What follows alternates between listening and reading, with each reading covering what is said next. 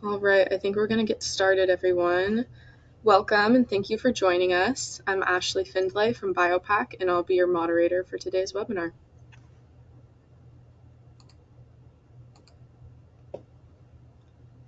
So today's webinar is Biofeedback, Practical Applications, and VR for Research. Today's webinar is being recorded, and we'll send each one of you a link as soon as the recording is processed. During the webinar, if you have any questions, please submit them through the GoToWebinar control panel. That is how you communicate with me, your moderator, and I will pass on as many questions as I can to our panelists. And we also have Brenda helping out today. Thank you, Brenda. All right, I am excited to introduce our two expert speakers. First up, we have Alex D. Mauve. He is a product expert and the head of sales for Europe. He's taught over 125 workshops on the topic of physiological data acquisition and analysis, and has been with BioPAC for over 20 years. While at UC Santa Barbara, he was an instructor for the Advanced Training Institute for Virtual Reality in Social Psychology. Welcome, Alex. Thanks, Ashley. Welcome, everyone. All right, and then next up we have Dr. Sanjay Sood. He has his PhD from All India Institute of Medical Sciences, New Delhi, and has over 32 years experience working with a diverse medical student population as a physiology teacher and researcher. He is currently a consultant with BioPAC. Welcome, Sanjay. Hi, Ashley. Welcome, everyone. Make Sanjay presenter. Yep. So here we go. Before we start the webinar, I'll give you a little background information about BioPAC. BioPAC develops state-of-the-art scientific tools which allows you to measure various physiological signals anytime, anywhere, on any subject. Our equipments are also used as gold standard to validate various clinical equipments. And 99% of the top universities in the world use our gadgets. The citation at this point of time is 56,000 plus. And I'll be just giving you a brief overview about the equipments we have. So the hub is MP200. And it has around 16 channels which can record various biological signals, ECG, EMG, EEG, EDA. The other option is for teaching and research, which is MP36, which has 4 universal channels. In addition to recording the signals I mentioned, ECG, EEG, EMG, BioPAC also offers multimodal data acquisition scenarios. These are eye trackers which come with a very, very sophisticated and robust software which can detect saccades and fixation points with the press of the button. We also offer metabolic and respiratory physiology equipments. We have non-invasive blood pressure measurement beat to beat. And last year we introduced a research ring, and this is a gadget which can measure EDA, ECG, and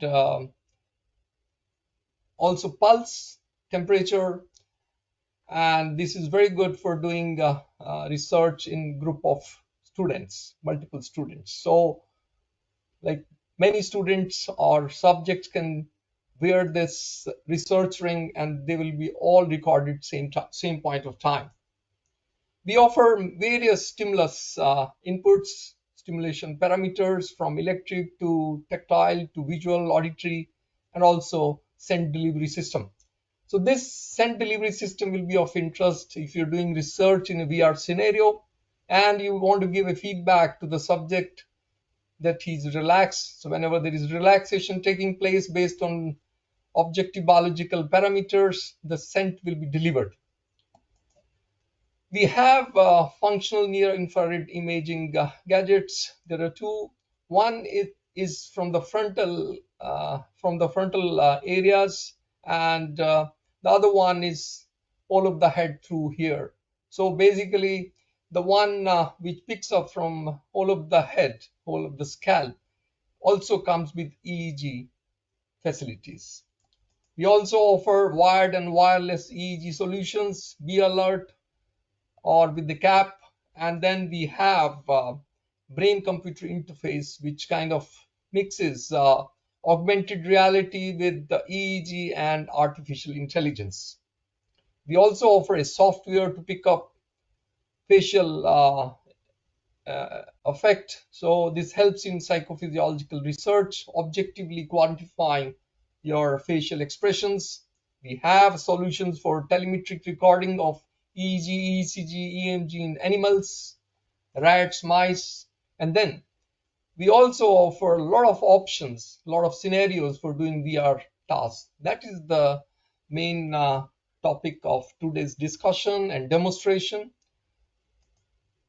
Now, those who attended our last webinar, we talked about biofeedback theory and a little bit overview. So those who haven't attended, they can go back and watch this webinar. It's available online. Today, we'll be primarily focusing on virtual reality. So Alex will be giving various demonstrations in terms of neurofeedback, respiratory, and then muscular and EDA feedback, and of course ECG feedback, and creating scenarios in virtual world.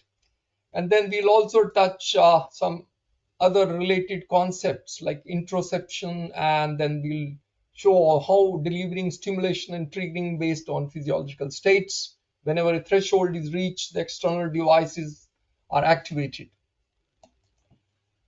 To give you a quick overview about the setup needed in this scenario, like when you're recording virtual reality, you'll be needing a HMD, and then depending on your research design, your protocol, you pick up the biosignal. So you attach the electrodes, and then with the help of leads, they are connected to the MP acquisition system and also to a computer which has AcqKnowledge. AcqKnowledge comes with our MP systems, MP200, MP36. It's a very robust software, and it can analyze all the signals I talked simultaneously. So the feedback is given to the subject, and subject can respond. Even similarly, the observer can also get the feedback and respond. Now quickly, what I'll do is I'll give a live demonstration. So before I give, I have a small instruction to the audience. You see here, if you see, the video stream is coming on one of the sides of the screen. So there is a slider here. So for this demonstration, please pull this slider towards the center so that the video stream you will be able to see nicely. Now, let me show here. Here is AcqKnowledge software, and let me check the video stream here. Yeah, you can see it. Now, what I'll do is I'll explain in details during my second session that how I created this scenario. So in channel 1, there is a sine wave which appears. So let me change the sensitivity so that it's faster. And in the second channel, what we have done is when this sine wave is crossing a threshold, so we will be showing you during the second session that how you create those thresholds and which can control the external devices. So whenever it's reaching a threshold, what's happening is there is a digital output from 0 to 5 volt immediately going to the external device. So here what I've done is I have connected to a device here. So I'll be showing you here. So when the digital output reaches the device starts operating. So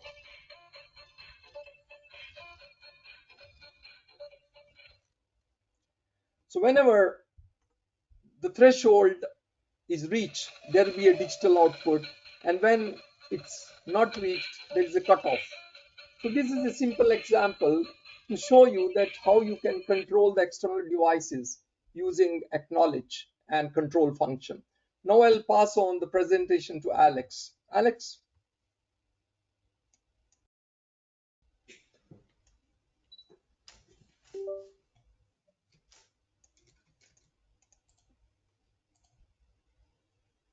Thank you, Sanjay. All right, so I think you should all be able to see my screen now. Perfect. So I would like to share two quick demonstrations with you. During the course of the webinar, we'll cover quite a few different examples, but the first one is going to be a biofeedback demonstration where we get heart rate variability biofeedback. What happens in this example, and by the way, what you see here is a description of the experiment that ChatGPT provided when I simply pasted the code and asked it to let me know what's going on. So essentially, the AcqKnowledge software captures ECG data from the participant, calculates the R to R interval, and then based on these values, we're calculating heart rate variability, and the participant can try to move up or down a bow, where the height of that bow is determined by changes in heart rate variability. So you increase your heart rate variability, that little bow goes up, otherwise it goes down. Okay, so I'll put on a head-mounted display. I myself connected to ECG, so I have leads connected to me. And on the right side of the screen here, we have the AcqKnowledge software. And then here we have the VR software. We'll go ahead and fire it up. Okay, so let's resize the windows so we can see everything side by side. And we can do this in any sort of environment. I've chosen this forest environment, sort of relaxing one, but it could be a number of other options. So let's just go ahead and hit continue over here. And I will show this in the MetaQuest Pro.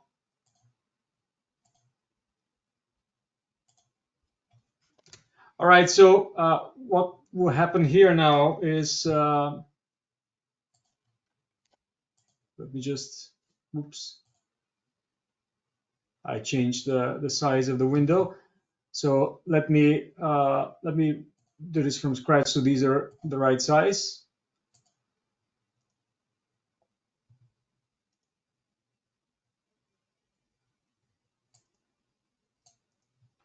Okay, so we'll choose the MetaQuest Pro.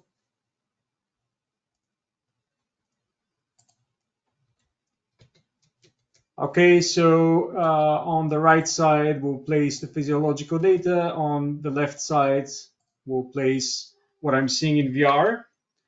Okay, so my ECG can be seen here in AcqKnowledge. And then on the bottom, we're calculating the R2R intervals in real time, sending them over to the virtual reality software, where I can actually navigate here and I can look closely what's happening as the biofeedback is going on. Of course, I will not really try to change my heart rate variability as I'm talking to you. That will be a bit of a tall order, but here it is. We have a biofeedback in virtual reality scenario. Okay, so I pause the recording. So I'll go in depth later in the webinar explaining how this works. Let's escape out of this. Now, also, I wanted to show you this demo for representing emotional state in 3D. Okay, so for this one, I will not be connected to software in the interest of time. We're just gonna run here in desktop mode. Notice that because I'm not connected to any data from AcqKnowledge at the moment, I'm overriding signals. So we're essentially have three different axes here, right? So we have from the bottom to the top valence. So either the person is a like more negative or positive emotional state. Then we have arousal, so deactivation, activation, and approach avoidance. Okay, so what's happening in this demonstration, while we are in virtual reality, there's a number of spheres circling around, and the behavior of these spheres changes. So let's say that via recording physiological signals, we have determined that the emotional state of the individual is getting more negative. Okay, then what we can do is we can change the color of these spheres. So then the person can see that their mood is changing, and then positive can be a different color, like blue in this case. And then through measures related to sympathetic nervous system activity, for example, we can determine that whether it's like deactivation or activation changes, so that, for instance, if we have like higher arousal, we would see faster movement of all of these objects. And then depending on approach avoidance states, these spheres will change their behavior. And now they can huddle up around the user or around a specific point in 3D. Okay, so we'll show quite a few different examples, implementations of biofeedback. And what I want to do now is to give an overview of what it is that we provide with our complete virtual reality lab solution. So on our website, by the way, this is known as the VR Eye Track SIS. So a bit of a long name. Okay, it's our virtual reality complete system. But that's why I will just kind of dig in here and explain what it consists of. So what we offer is a complete virtual reality lab solution. It's a complete system for the lab. Includes a head-mounted display that has eye tracking and face tracking support, can also do mixed or augmented reality. And our system can actually work with many different models of HMDs. Since this is a complete system, comes with a high-end rendering station with an NVIDIA GPU. Everything's pre-configured, installed, tested, includes all the things you need: desktop, cabling, monitors, keyboard, mouse. And at the heart of it, we have the VR engine, which is Python-based, but actually can also be definitely used by non-programmers. And we have the VR experiment generation package. It's called SiteLab. And importantly, a lot of templates, lots and lots of template worlds and lots of assets. So there are examples for AI agents, for visual search tasks, of course, biofeedback. As I said, probably about over 100 at this point. And then assets that you can just drop into your worlds, like objects, 360 media, audio, etc. So all the building blocks that you need to get going with VR. Now everything is integrated with AcqKnowledge. So you have the VR engine, you have AcqKnowledge, and via network data transfer, which is our protocol for sending data and receiving data. We can start and stop our software AcqKnowledge remotely. We can send the settings. We can send event markers when somebody looks at something, when somebody grabs on objects, etc. We also support lab streaming layer, and that can do additional things like send over eye tracking data, position data, face tracking data, etc. to AcqKnowledge. We'll cover all these different biofeedback and signal integration templates, event marking, event-related analysis are possible. As I mentioned, also because we have access to the eye trackers in the HMD, we can do eye tracking and eye tracking analytics. Face tracking, so we can see how different parts of the face are activated.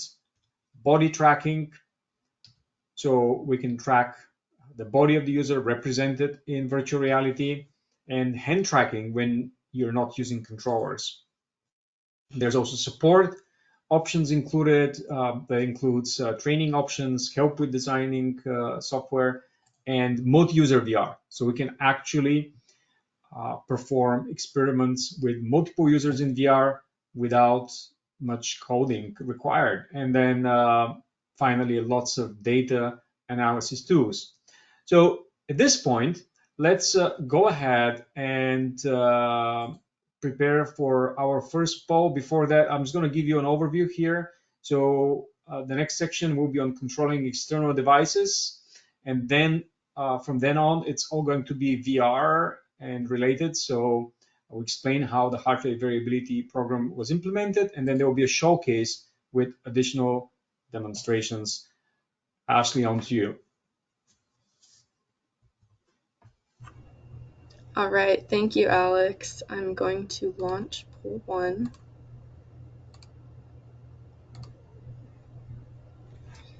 And then while some of those responses are coming in, I just want to say for everyone joining us a little bit late, we are recording this webinar and we'll send out a link to everybody afterwards. And you can ask questions in the GoToWebinar control panel. We're just going to leave this open for a minute or so.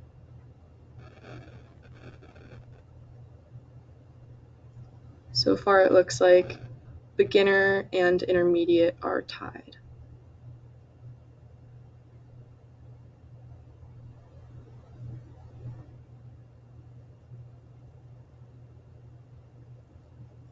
I think beginner is starting to take the lead here. We have 51% beginner, no experience, 36% intermediate, less than a year. We have 9% people proficient, 2 to 3 years, and then 2% are expert advanced users. All right, I'm going to end poll 1. Thank you everyone for participating. And then I believe we're transitioning to Sanjay. Thank you, Ashley. So what I'm going to do is give you a little overview of I need to show my slides. Yeah, thank you. So I'll give you an overview about controlling external devices. The first question is why you need to control external devices while studying biofeedback. You see, the very basis of biofeedback is to control the autonomic functions voluntarily. And the technique used is you give feedback to the subject when a threshold, biological threshold, maybe ECG, EEG, EMG is achieved. Last time we talked about auditory visual in terms of sounds, lines, text, gauge, bars, right? Those who missed attending last webinar, please go back and you can watch the webinar 1 on biofeedback. And then similarly, you can control external devices, maybe in a VR setup when the subject is doing some intervention is being going on. Maybe he's doing mindfulness with the eyes open or closed. So when he's relaxed based on his ECG, EDA or EEG, you want to give him feedback, you can switch on maybe some music or some nice video display, or you can switch on the scent delivery system so that the subject knows that he has achieved relaxation. Because biofeedback is a technique which the subject needs to practice. And with practice, he is able to control. So that is the reason we need to control external devices. So here, when you are planning to set up for such kind of scenarios, you will be needing one data acquisition system. And this comes with the AcqKnowledge software. So here is MP200. Now, what you need additionally is STPD100D. So this, if you see in the front panel of this module, there are solid state BNC relays, 4 and 1 trigger channel for talking with external devices. And on the back panel, you'll find 37 pin and 25 pin outputs and inputs. So in the 37 pin input output, which is meant for digital output or TTL signals, you attach a switch input output board. So you can pick up the digital output and you can feed to a light source or a music player or a projector or any external device. So what happens is the scenario is the MP200 record the biological signal of your choice, maybe ECG, EDA, EMG, EEG, Then you set up a threshold. When the threshold is crossed or reached, a digital output goes to any of these external devices and they're switched on. So that is the overall setup which is needed. Now, how can you control and what is the setup needed? So in order to control the external devices, you need a biological signal being recorded, and then you go to calculation channels where you set up the control. I'll be explaining that step by step. So technically, you can control the external devices whenever the biological signal exceeds or falls a threshold value, or if it's falling outside the given range or falling inside that range. Please keep in mind that these control calculation can only be performed in real time. It's not possible to perform these calculations post acquisition mode. So you have to keep that thing in mind. Now, the basic things needed would be a control, source channel. For example, maybe ECG, maybe EDA, EMG. And then next thing would be you want to set up a threshold. So that depends on your research design, your protocol, what you're trying to achieve. You can give a cutoff when the value crosses the threshold or falls below that threshold, or you can specify a range. And then you need to give an output. Usually the output goes through the digital output channels from the STP-100D module. So you have attached a switch which gives the output, digital output. Usually it's 5 volt when activated. So from low to high, from 0 to 5 volts. And then you set up the criteria that when the output, the control output should go and switch on the external device. So these are threshold values. For example, here, if you're recording ECG, from ECG, you can easily calculate the heart rate. I'll show you how it's done using AcqKnowledge. So when the heart rate is between 80 and 60, there should be a digital output going and switching on the external devices. So that's how you set up the control channel. And then, as I told you, these threshold functions can be achieved. And once the digital output channel is activated, it becomes from low to high volts. Usually it's 5 volts, and that current is delivered to the external device. So technically, threshold condition can be set, like for example, there is a cutoff, either the value exceeds or falls, or there is a range, but we can also make a single level threshold. That is, whenever, like for example, the heart rate is around 80, you get the digital output. Or it can be a wide threshold, a range. So okay, you can use any of those. For example, let's take this theoretical scenario. You're recording ECG and you have asked the subject to relax. Subject is relaxing. You are recording the ECG and one of the channel is picking up the heart rate. And that channel is connected to the control channel. So whenever the heart rate falls below 80 and between 60 and 80, what will happen is there will be a digital output going to the external device. Like here, the top channel is showing the heart rate, right? This is 60 here, 100. So as it reaches 80, immediately there will be a square wave pulse which comes and keeps giving constant current of 5 volts to the output channel. And then the moment it crosses 60, it falls back to 0. So this is how you plan and set up a control channel. Now what I'll do is I'll run a demonstration, 3-4 demonstration.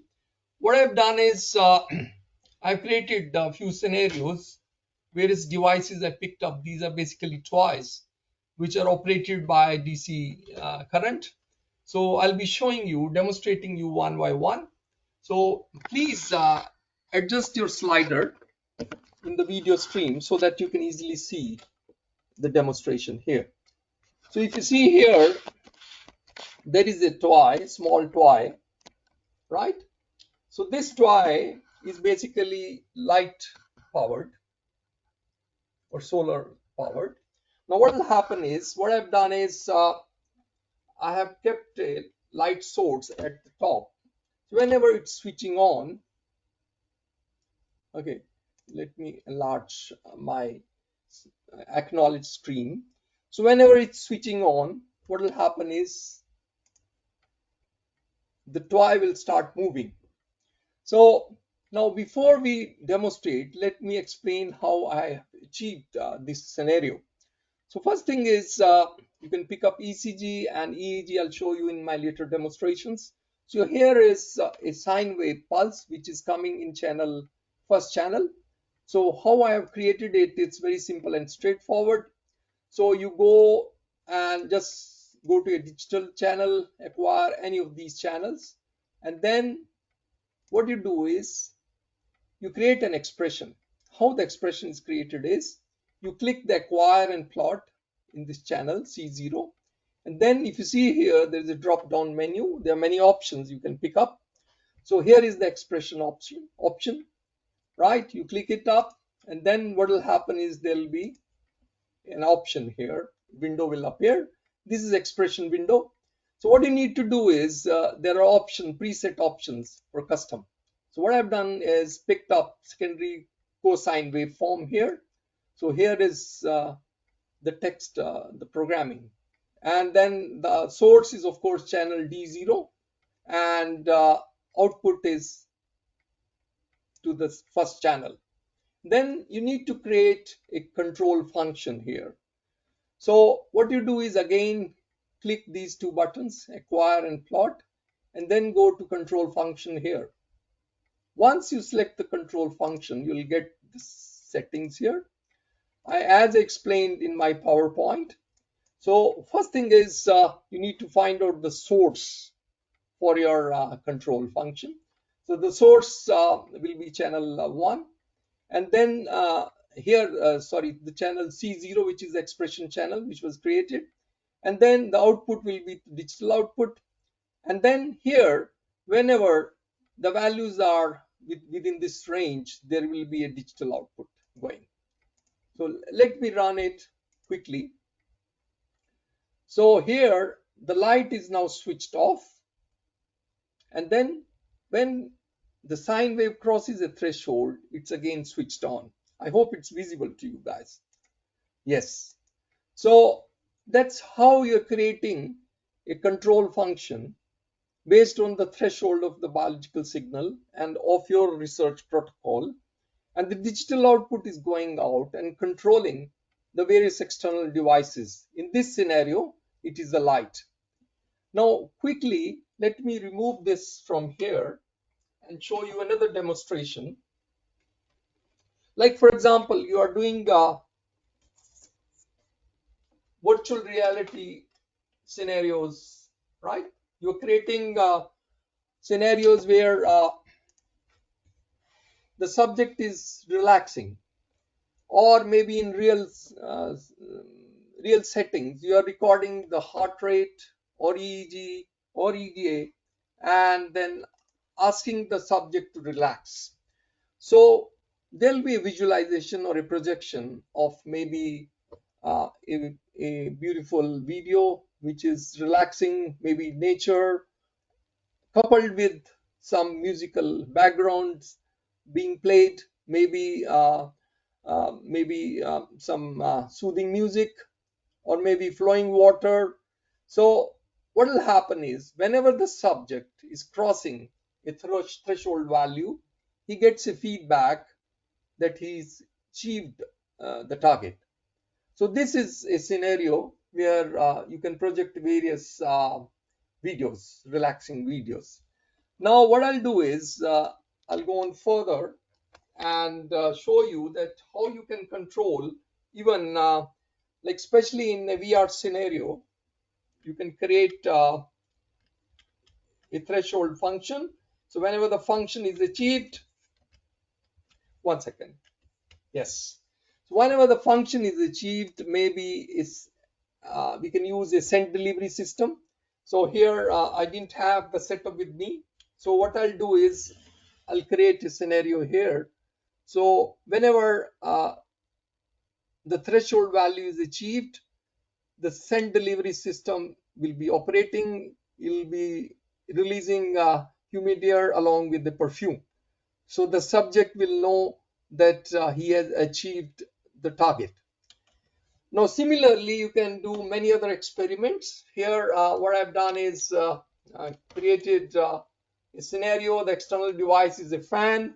So whenever you achieve, let me show you here quickly. So whenever you're achieving the threshold cutoff, the fan will be switched on. So here it's being switched on. So it's off now. Now after some time, it'll be switched on. So let me show here. So whenever you're achieving that cutoff threshold, this fan is switched on. So this was creating a sine wave. Now I'll also show you that how similar experiments can be done with ECG and EMG. So here, if you see, the first channel is ECG channel and the last channel is the heart rate channel. So what you do is simply go to the settings, and then from the calculation channels, you can simply, if you see here, there is a drop down menu, go to ECG derived statistics and click heart rate. So once you have the heart rate here, so it'll plot in one of the channels, and the source channel will be the ECG, which is being recorded, right? And then what you do is you can again set up the control settings here. So in this scenario, what I've done is I've created a setting. Whenever the heart rate falls below 72 and is above 50, there'll be a digital output going.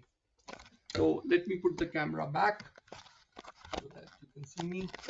Give me a second. Yes. Let me check whether I'm within the focus. Yes. Now, so here, this is the threshold values we have selected. Now I'll play the scenario. So I'm replaying it. Yes. And let me change the sensitivity here. So now the first channel is showing ECG. The second channel is showing the control. So it is low voltage now. And the last one is showing heart rate. Heart rate is around 80 beats per minute. Whenever the heart rate will go down, you see here, now it's less than 72. A square wave pulse of 5 volts was sent to the external device. So it will stay like that as long as the criteria is met. So the heart rate will gradually go up. So when it reaches the cutoff point, again, the threshold value would be reached and the digital output will be again from high to low. So in this scenario, here we have given a range of the heart rate, which is needed. For example, you're doing a study where the subject is, given a startling stimuli or giving a relaxing music, and you want to see the effect of that, maybe on his EDA, maybe on his pulse, maybe on EEG or ECG. So you'll set up the threshold values in control panel, and accordingly you can record these signals, set up the control, and control the external devices as well, depending on your research design. Now the second scenario is very common one, which is used in neurofeedback. So here the first channel is EEG, but then from the EEG, what we need to do is we need to extract the alpha spectrum. So here there is a function in the calculation window. So you can simply go down, and then if you see here, there is EEG filters, and there are many options here. So you can select EEG alpha. So you're interested in this spectrum because what we are recording is we are studying alpha block. So you close your eyes. When you open, there is total desynchronization. When you close your eyes, the EEG builds up. The alpha rhythm builds up. So that's what you want to study. And then you want to use that cutoff. Whenever alpha is building up, you should control the external device, and the external device should be switched on. So here what we have done is additionally we have smoothened the output so that there is no multiple peaks to get the stimulus output going. So let me run this scenario here. So here you see here this is the point of time when eyes were closed, so there was alpha buildup. So if you see, I'll again run it. So first channel is EEG. The second channel is basically, as I told you, it's showing you alpha power spectral density. And the third channel is, you see, third channel is smoothing. So that it's easy to set up the threshold values for control function. And the last one is control function from low to high whenever alpha buildup is there. So let me rerun it. So here it is. So here the person has closed the eyes. So there is alpha buildup, and this is giving a continuous 5-volt DC output to external devices. And whatever your protocol is, you can switch them off. Or for example, if the study is being done in a VR setup, you can switch on the scent delivery system, or you can switch off a fan so that there is a feedback to the subject that he has achieved the target. So this is how you can use various scenarios. We have given some ideas. Some of them are very simple. We have used basically simple toys, but you can use any gadgets of your interest. And it'll be great if you can share. If you have some new ideas, you can share with us, write to us. We'll be very happy to respond to you. So this is in brief about how to control external functions. Now we'll go for poll 2. Ashley, you can have the All presentation. right. Thank you, Sanjay. I'll launch poll number 2. And then while some responses are rolling in, we do have a participant question, which is, what are the various types of biofeedback methods? You see, as it's mentioned in outcomes in the web page, so you can use neurobiofeedback, you can use it for muscular biofeedback, cardiovascular, and then temperature, virtual reality scenarios.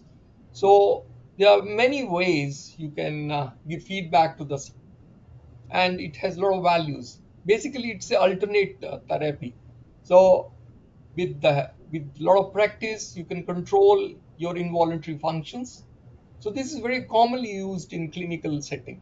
So either you can use muscles, you can use ECG, EDA, EMG, muscles, and then temperature, VR setups. So these are the various types of biofeedback mechanism which a researcher can use. And this can also be used for teaching. So we have a lot of options, as Alex will demonstrate. There are a lot of resources. You can download them, or you can write to us so that we can help you creating some scenarios. Thank you. Okay, it looks like heart rate is the highest percentage, then respiration, following EMG, EEG, and then fNIRS has the lowest percent right now with 24%. All right, we're going to end that poll, and then we are transitioning over to Alex.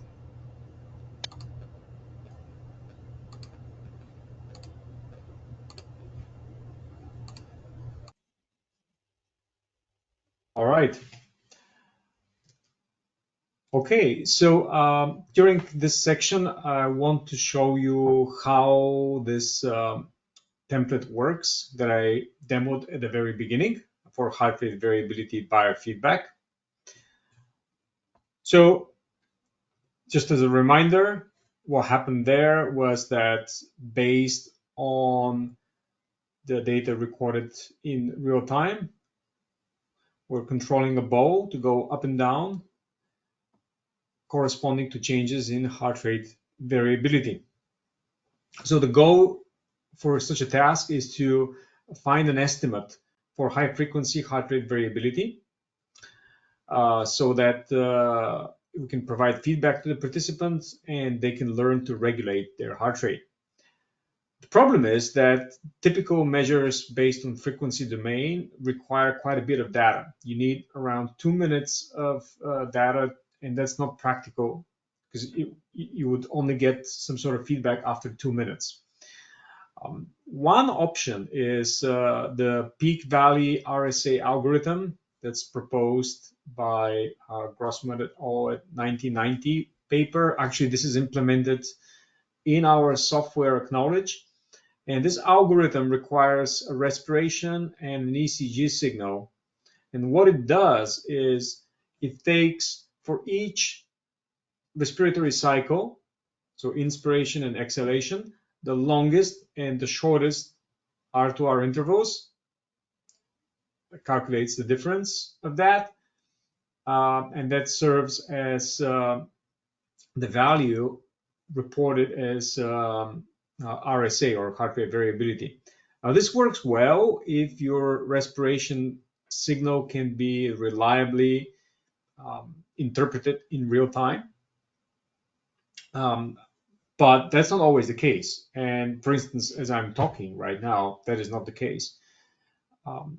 And respiration can be a bit more sensitive to movement artifacts. So then in a paper from 2016, Bornemann et al., here is a reference to the paper, an algorithm was proposed based on what's termed as local power.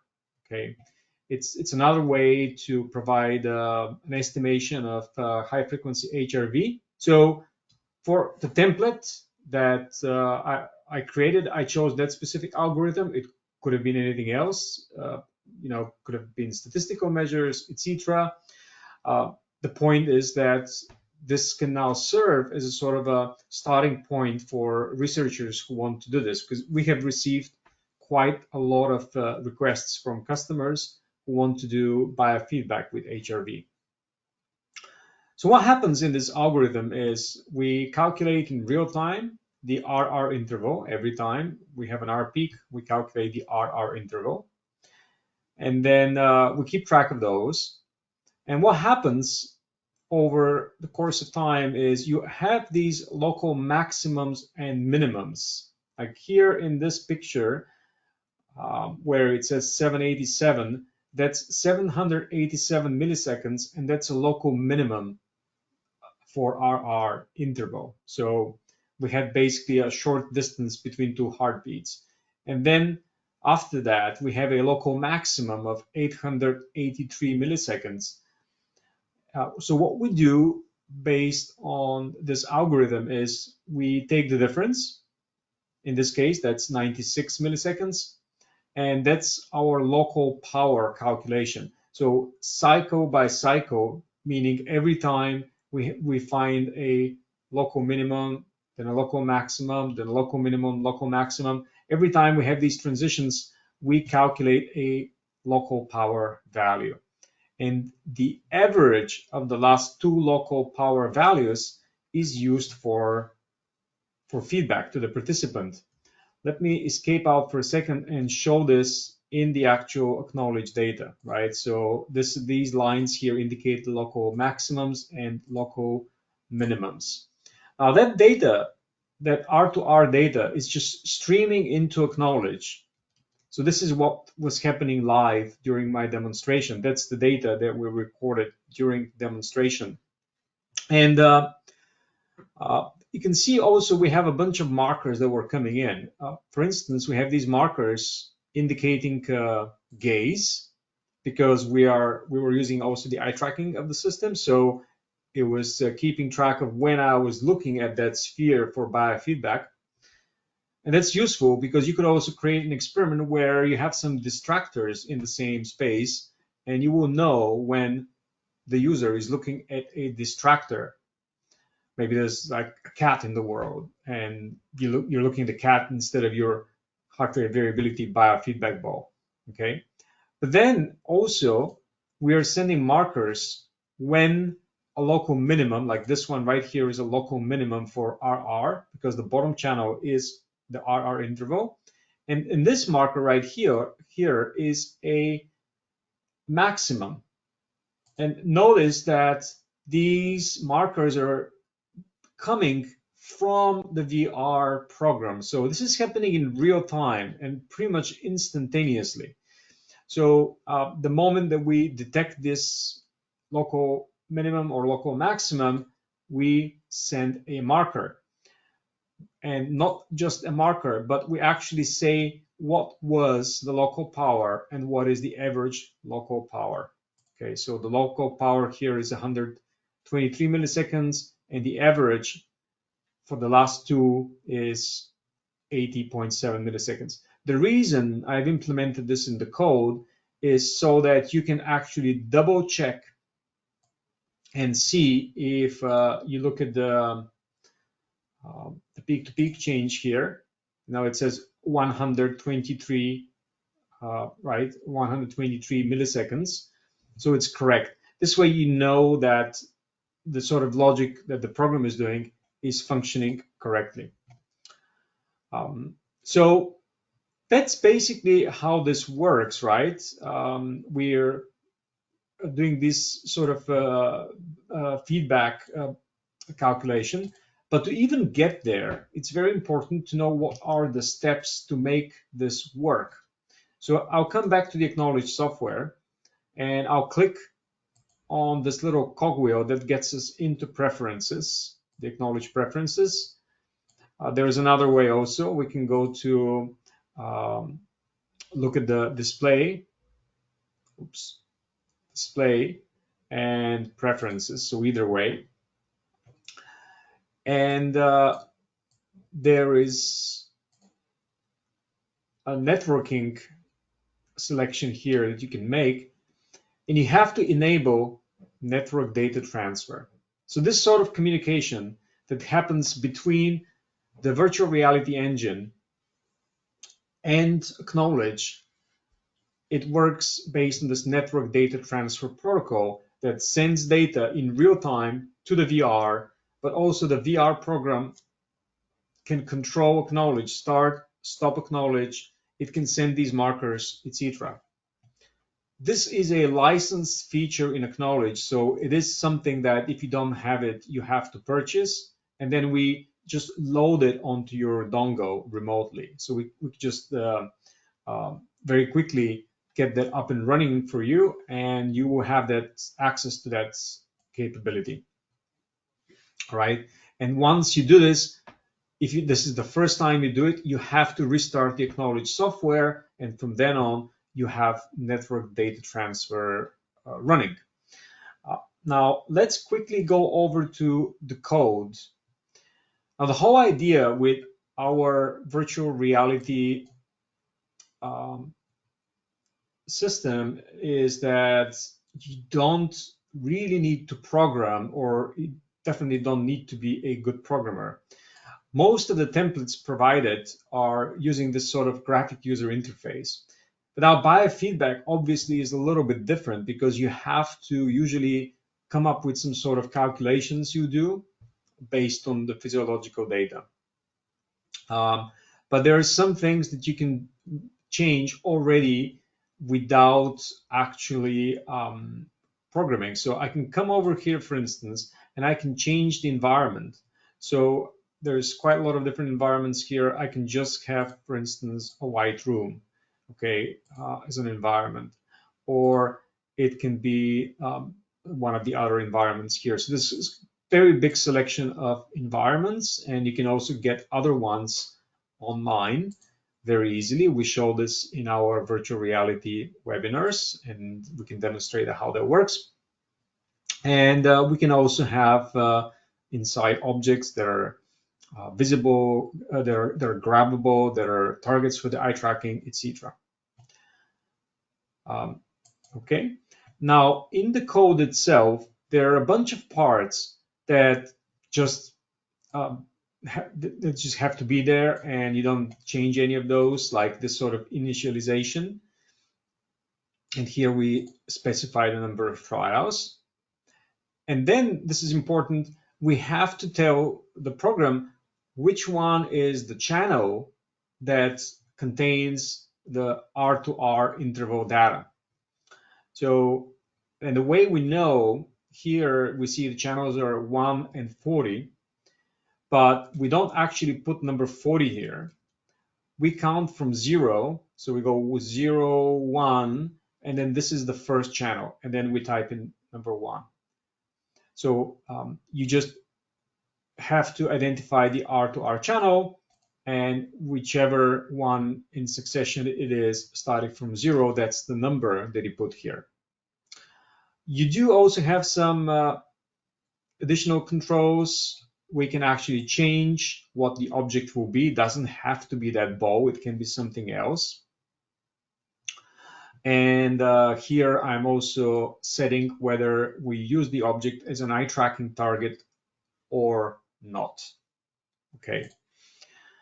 And the rest you can not even touch. It's basically just the code that performs the calculation. If you want to, you can inspect the code, of course, and you can see how it works.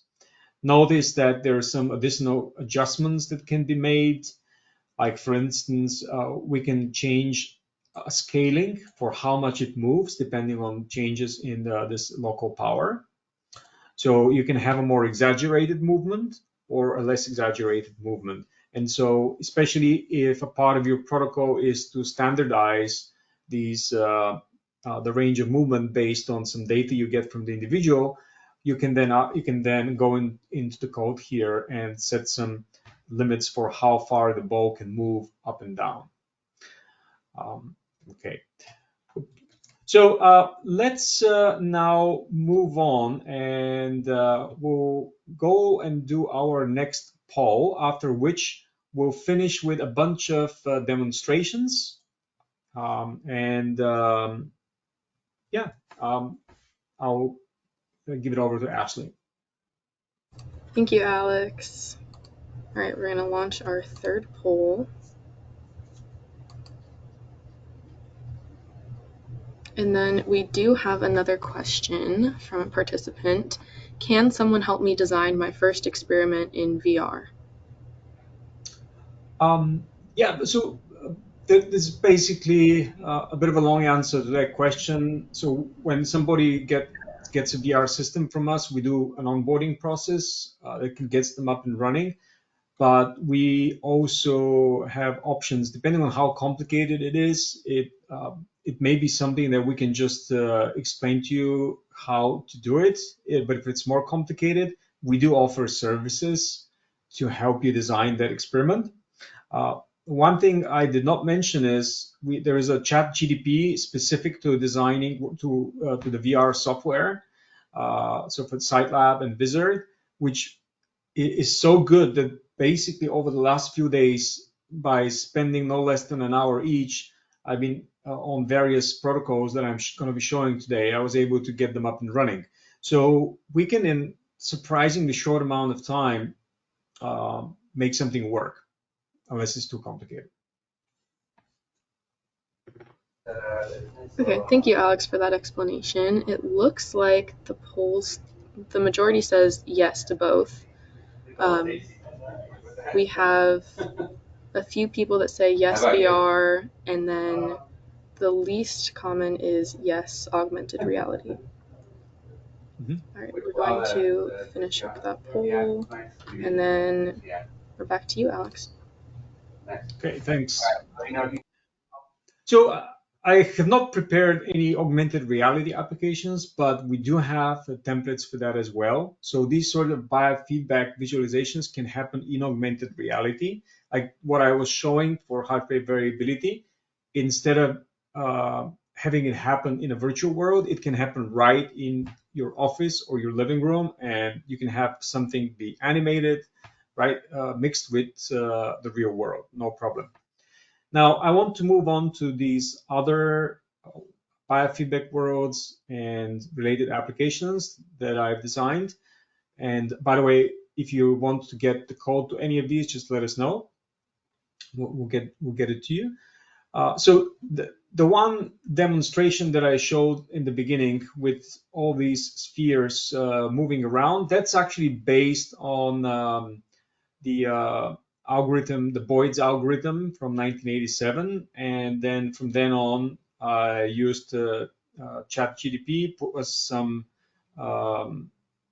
extra coding to make it work so that it can do basically this, right? Which I showed a bit earlier.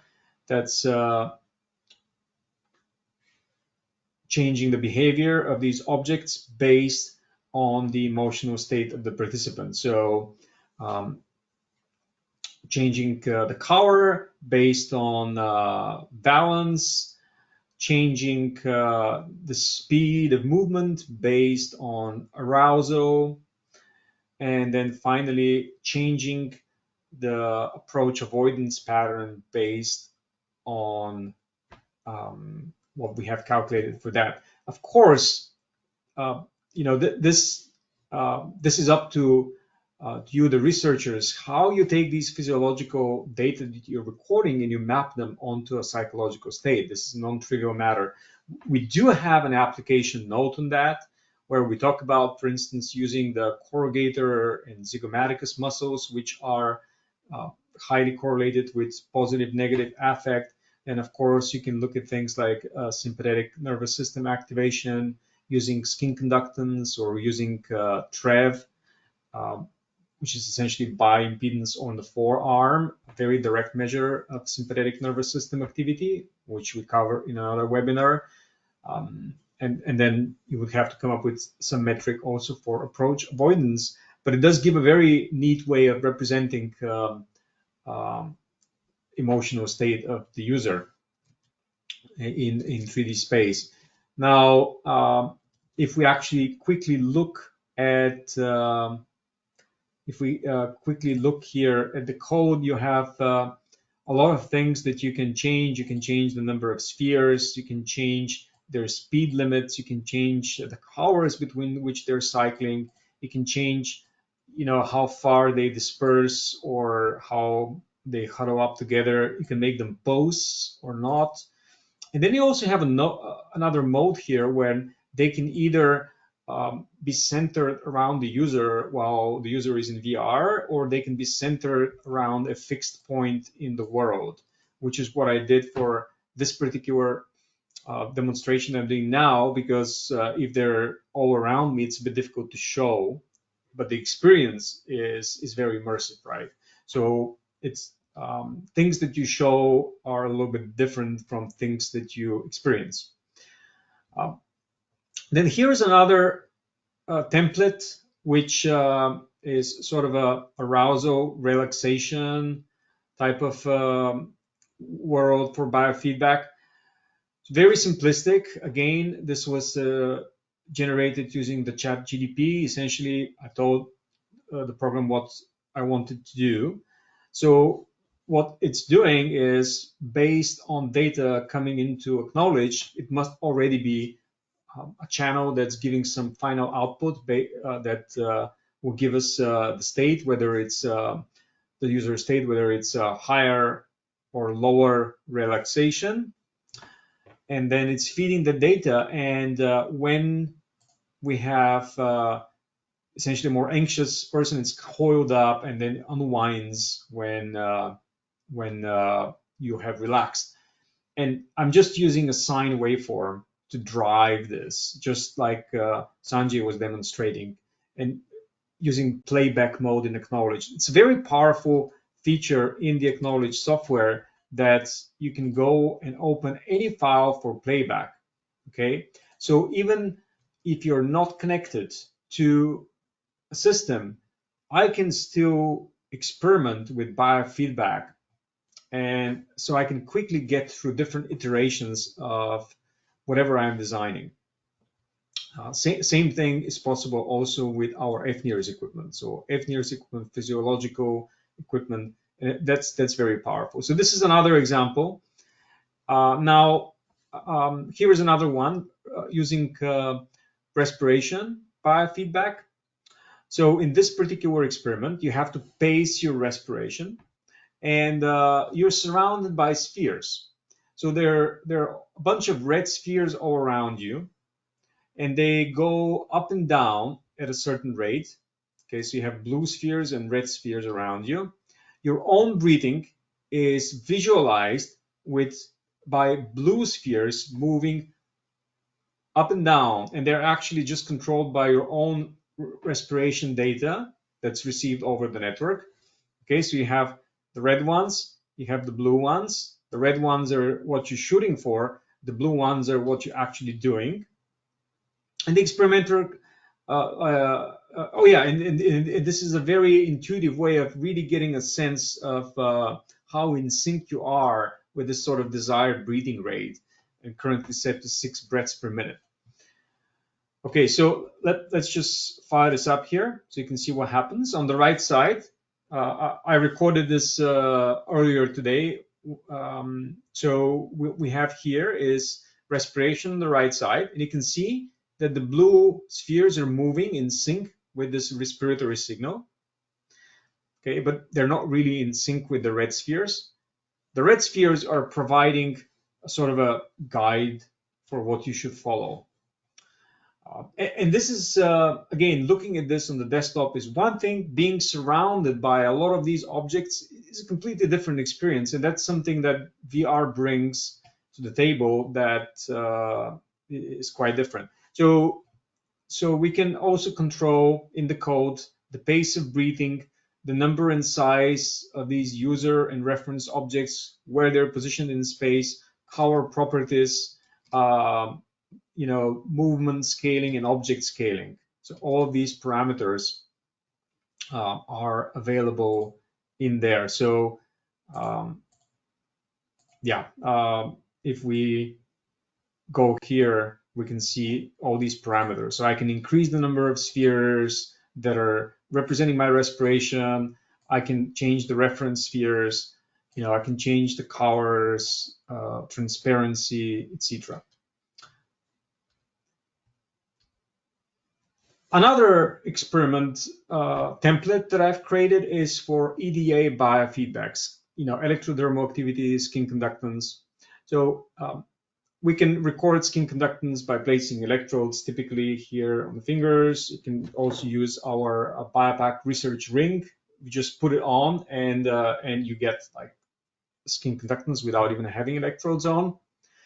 So what happens in this particular demonstration is that droplets will materialize when a skin conductance response occurs. So you're in VR, and in front of you these droplets, and I'll show it in a second, they'll pop up when you have a skin conductance response. So that means you cross a certain threshold in the phasic skin conductance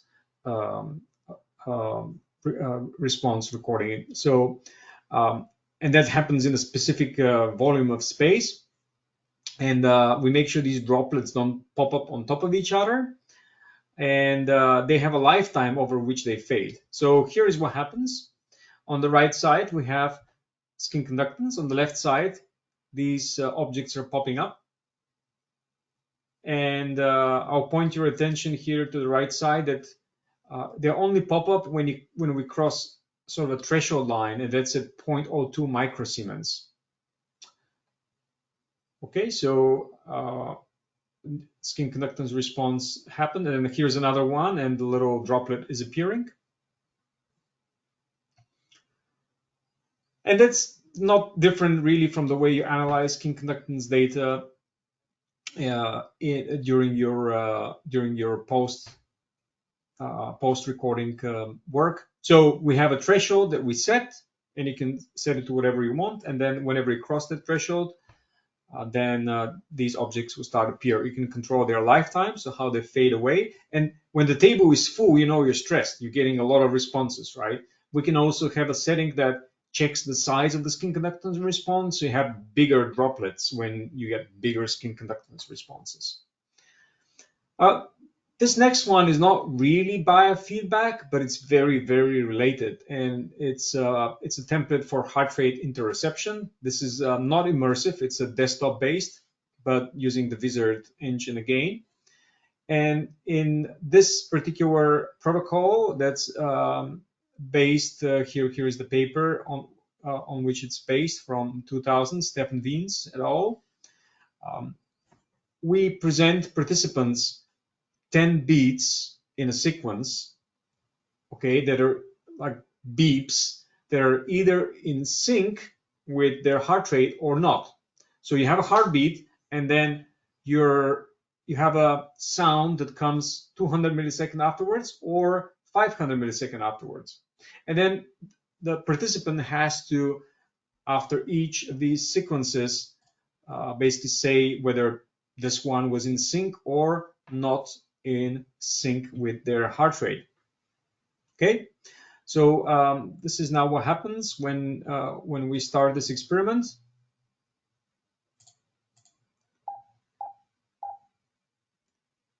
Okay, so I accelerated a little bit. So hopefully you heard the beeps. This is a recording, right? And then you respond whether the beats are not synchronized with heart rate or synchronized with heart rate. So this is sort of a standard experiment that we just implemented. Then here's another one, which again, in this particular incarnation, it's desktop based, but it can totally be run immersively in VR. So it's a template for effort and motivation studies. Again, something where a lot of our customers have been involved in these kinds of experiments.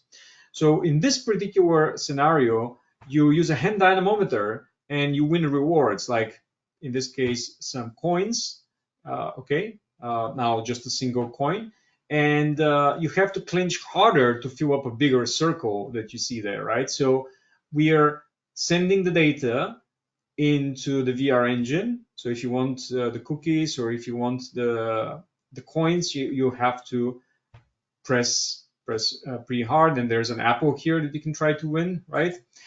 And then here we're also visualizing the clench force. So everything is scaled up to sort of maximal clench force. Here's another one, which is a feedback that results from your ability to follow a pattern, and you're using your own you're using your EMG here. Okay.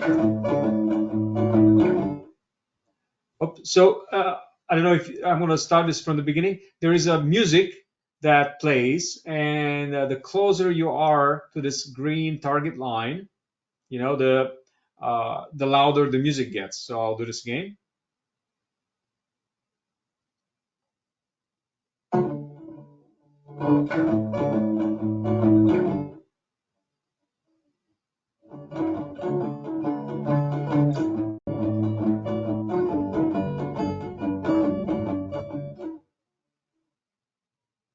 So this task can be run with a hand dynamometer, or it can be run with integrated EMG. And finally, there's also we have the capability to do neurofeedback with fNIRS and even fNIRS and physiology at the same time. Two different kinds of fNIRS systems that we have: a full head system, high density, even adding EEG if you want in the same system. This is the Metal-Opt system, and then we have this system that's prefrontal cortex, which has a special sensor for VR that can fit under the helmet. So we can send the oxygenation data in real time, as well as the raw data, so we can perform some cognitive workload calculations. So here we have an example, also an example script where we can take, even from multiple participants, we can take data on heart rate and on cognitive activity based on functional near-infrared data. In the interest of time, I'm going to just, I think, stop with these examples. And finally, another one is where you can pass a virtual ring through a path, and we provide, again, feedback on how well we're doing, and also look at EMG activation, etc.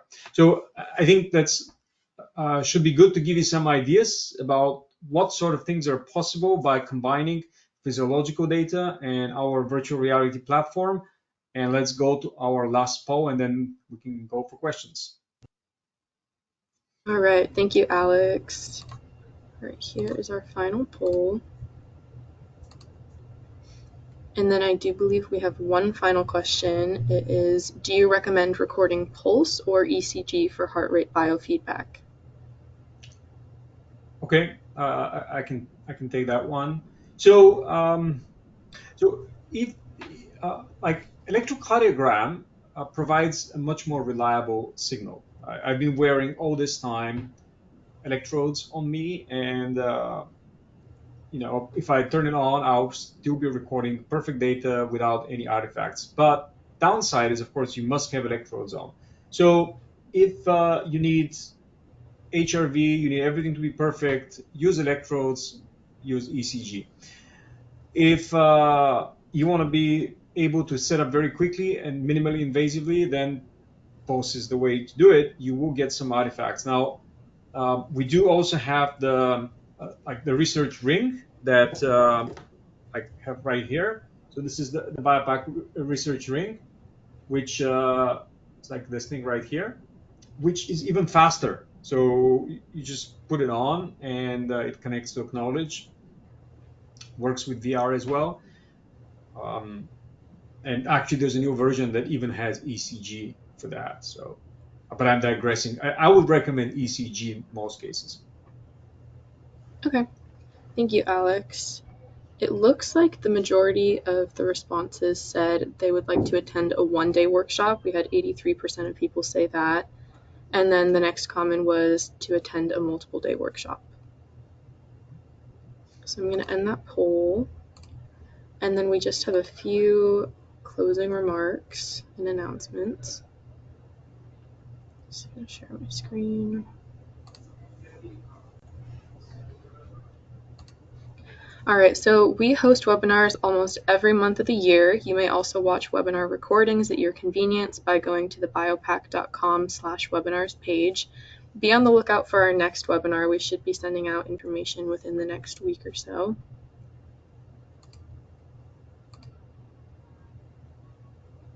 And then BioPAC offers workshops at universities in your region, so you can host and or attend a workshop, and BioPAC will come to you so you can experience the equipment firsthand. This is a great way to learn about products, as the workshops are longer than webinars and are in person. We've hosted several workshops in Europe, Canada, Asia, and the US. If you'd like to host one at your university or attend one in your region, reach out to BioPAC by contacting your local representative. And now for our Q&A. We do have time for one or two questions. So the first one is there anything for task creation in the VR system? What about task randomization? Yes, absolutely. Either via the graphic user interface or not. And there was many different components, like bits that you can put inside, like questionnaires, directions, etc. So you can have trials that are randomized. So yeah, there's quite a bit. Yeah, it's kind of designed for research protocols. Okay, great. Thank you. And then I think this is the last question we have time for today. How do you use control threshold when EEG is shown?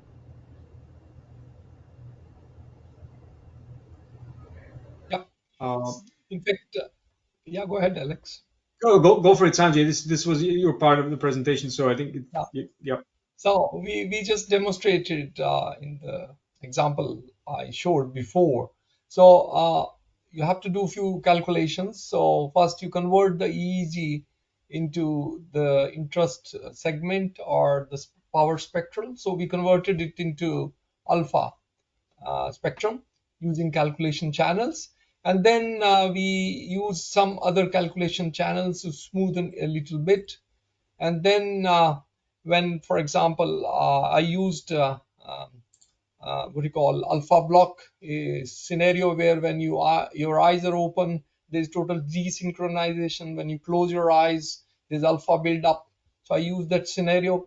So during closed eyes, the alpha buildup would be there. So that will be picked up There'll be then a calculation channel, calculates the alpha power spectral density and plots it, and then that's converted into another channel using smoothing functions, and you set up thresholds, and then you give a digital output to control any external devices. Just And to make Alex, if you have something yeah, else to add, please yeah, add. just to make a quick note, we're not really calculating power spectral density. We're just applying a filter, right? So we're extracting the basically the band between 8 and 13 hertz for alpha, right? So that's all we're doing. So we're and then and then from then on we set up Yeah. the thresholds. Yeah.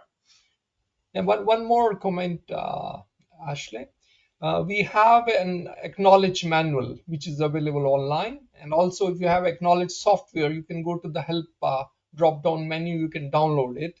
So all the details about how to control, set up the control channels, calculations are given there, because it's very complicated also sometimes. It depends on your protocol. So you can choose various scenarios given in that manual. So that's what I wanted to tell. Mm-hmm. Yeah, and you can of course always reach out to us, right? Our support We, team and the sales, we yeah, can always help you to make yeah, it we are work. always happy to help our customers. Mm-hmm. Thank you both. Um, all right, I think we just have a few reminders and then we're finishing up. So today's webinar was recorded. We will email each of you a link of today's recording and the slides and Q&A document. When you close the webinar, you will see a survey. Please complete that so that we can have your feedback. And then you may visit biopac.com for additional references, including screencasts on specific features and analysis tools, application notes providing step-by-step instructions, and additional information about upcoming webinars and events or past webinars. And then, do either of you have anything to say before we conclude, or are we good to go? Yeah, I mean, if anybody has something that they want to create uh, using biofeedback, just reach out to us and we'll help you. And share the ideas. We'll be very happy to receive your ideas. Thanks for joining, everyone. Yeah, thank you both for Yeah. presenting, and thank you to everyone who joined the webinar and for spending the time with us. So, all right, we're gonna finish up. Have a good rest of your day, everybody.